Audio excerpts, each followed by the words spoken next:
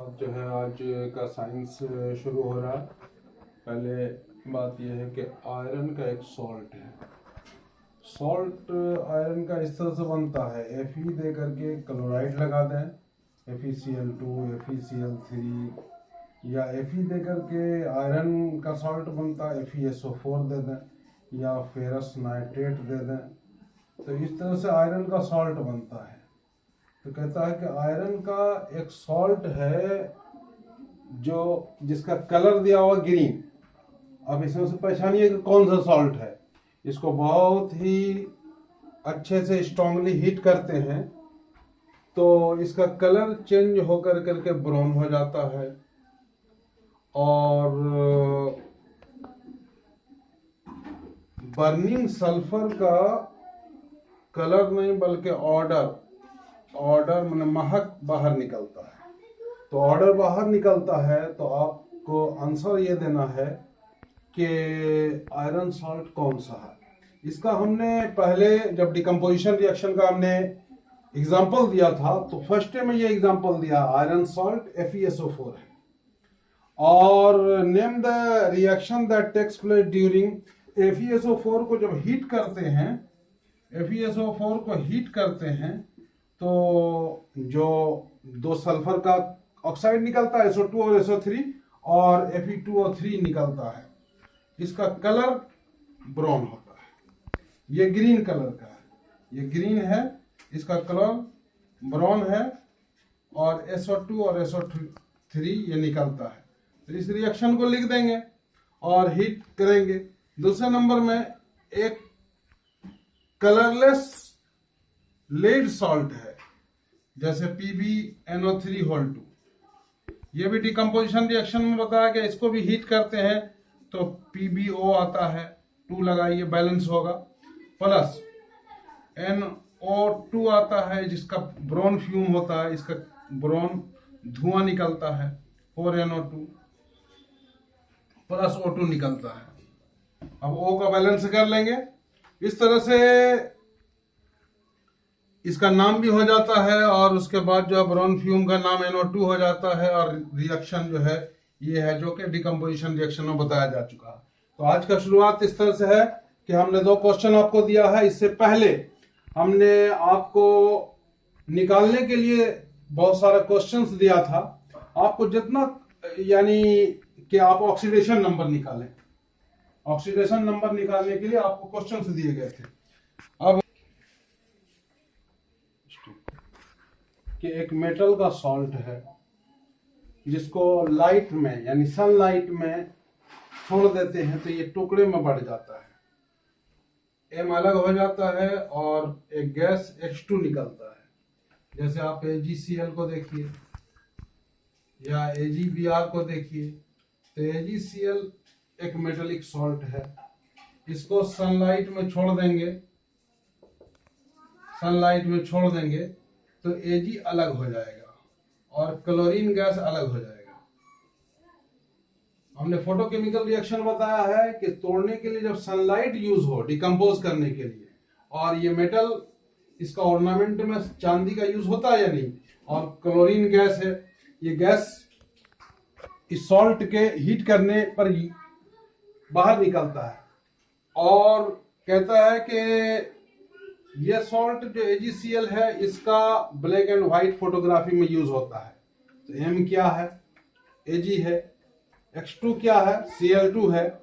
और salt MX क्या है? सिल्वर क्लोराइड है, और इस रिएक्शन का नाम है फोटोकेमिकल रिएक्शन। तो क्वेश्चन आपके पास दिया, आप लिखेंगे, हमने हिंट्स कर दिया है। और 3 क्वेश्चन के साथ जो है आज शुरू होता है 10th क्लास का साइंस। उसके बाद हमने बहुत सारे क्वेश्चंस दिए थे कि आप कैसे ऑक्सीडेशन नंबर निकालेंगे। ऑक्सीडेशन नंबर निकालने के लिए उसका आप उसको निकाला, हम फिर से जो है इसका थोड़ा रिवाइज कराते हैं। जैसे Na2SO4 है, Na2SO4 ऑक्सीडेशन नंबर निकालने को, सल्फर का अंडरलाइन किया। अब यहां पर देखेंगे कि Na किस ग्रुप का है। Na ग्रुप 1 का है, ग्रुप 1।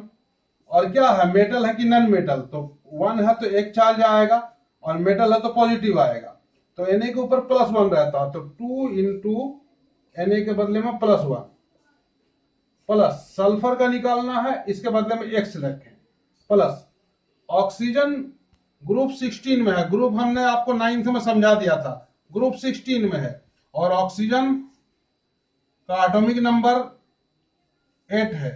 इसको लिखते हैं K में 2, L में 6। इसको कितना इलेक्ट्रॉन चाहिए, 2 इलेक्ट्रॉन अगर कहीं से आएगा तो ये अपना ऑक्टेट पूरा कर लेगा, तो O के ऊपर चार्ज साबित हो गया कि -2 है, चूंकि 2 इलेक्ट्रॉन आया तो O 4 वो है, तो 4 इंटू -2 इज इक्वल टू 0। तो 2 plus X minus 8 is equal to 0, X minus 6 is equal to 0। तो ऑक्सीडेशन नंबर निकल गया सल्फर का +6। इसी तरह से एक और एग्जांपल देते हैं, कैल्शियम कार्बोनेट CaCO3, इसमें C का निकालना है। तो कैल्शियम किस ग्रुप का है, ग्रुप 2 का। कैल्शियम का ग्रुप देखिए ग्रुप 2 है, तो 2 है और मेटल है, तो 2 को प्लस आएगा। तो इस तरह से हम लिखेंगे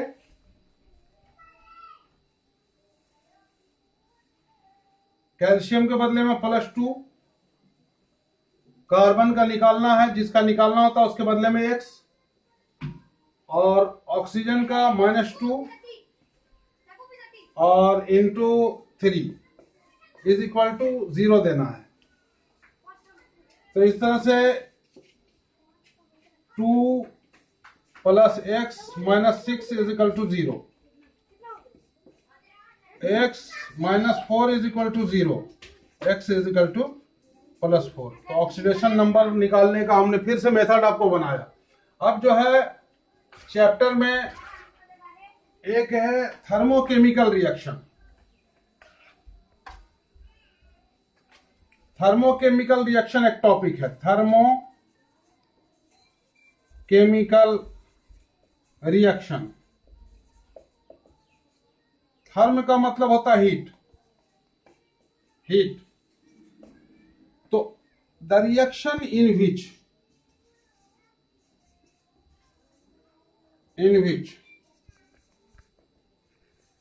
either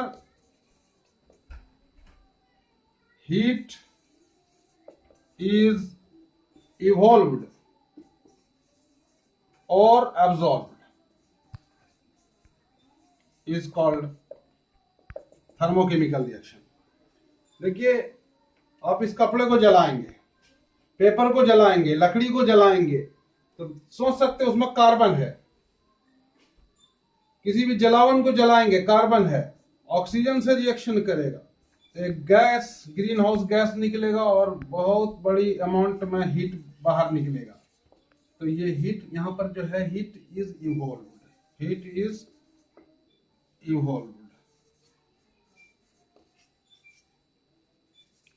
और दूसरा देखें कि FeSO4 है, FeSO4, इसमें हीट देने से ये टूटता है। Fe2O3 plus SO2 plus SO3, इसमें क्या है, हीट एब्जॉर्ब करता है, हीट इज एब्जॉर्ब। तो इसको कहते हैं एक्सोथर्मिक, और इसको कहते हैं एंडोथर्मिक रिएक्शन। कोई भी डिकम्पोजिशन रिएक्शन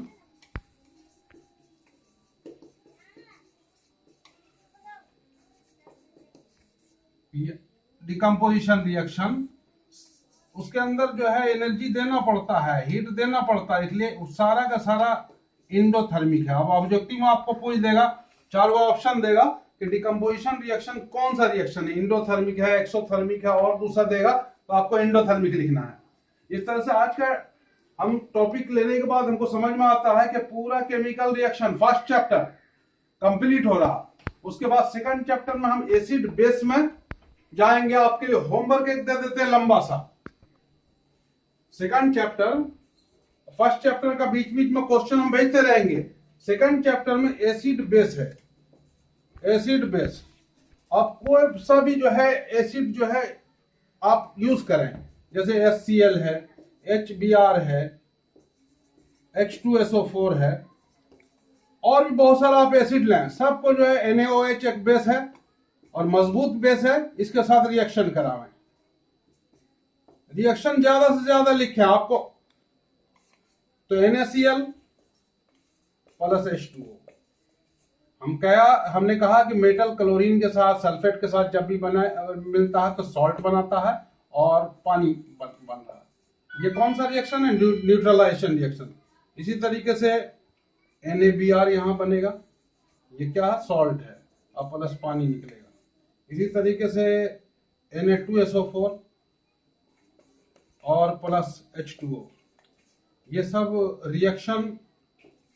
रिएक्शन कौन सा रिएक्शन है? Neutralisation reaction. और यहां से देखने से रिएक्शन से आपको एक डिफिनेशन बनता है न्यूट्रलाइजेशन रिएक्शन का। When acid reacts with base to produce salt and water, this reaction is known as neutralisation reaction. Base को बदल के KOH लिख सकते हैं, CaOH2 लिख सकते हैं, MgOH2 लिख सकते हैं, और लंबा रिएक्शन का चेन। एग्जांपल आप give 10 examples of neutralisation reaction. आप फर्स्ट चैप्टर में जो भी क्वेश्चन आपको जिसके पास बुक है, जो भी क्वेश्चंस आपको हो तो उस क्वेश्चंस का आंसर, और आपको कोई डाउट हो तो उसमें पूछ लेंगे। आज इतना ही।